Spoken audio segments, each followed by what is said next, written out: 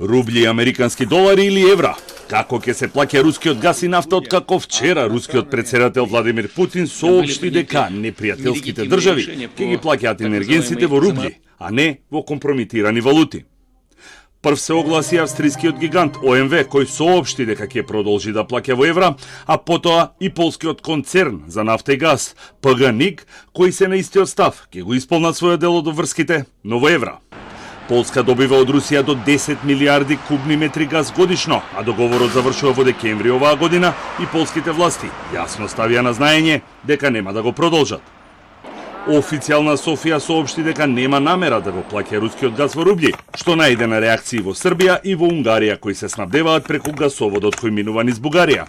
Италија најверојатно ќе се придружи кон групата држави кои ќе продолжат да плаќаат во евра, а тоа го најави Франческо Гаваци, економски советник на премиерот Драги, кој изјави дека плаќањето во рубли е заобиколување на санкциите. ЕУ пак веднаш побара приоритет во снабдувањето со газ од САД, а проценките на експертите се дека Унијата ќе треба да размени 100 милиарди евра во рубли за да ги плати веќе договорените нарачки за кои Русија се обврза дека ќе ги испорача. Барањето на Кремљ гасот да се плаќа во рубли ја зацврсти националната валута, чија вредност сега е 95 во однос на американскиот долар и 105 во однос на еврото, што е далеку од рекордниот минимум, кога за $1 беа потребни 120 рубли или 132 за да се купи 1 евро.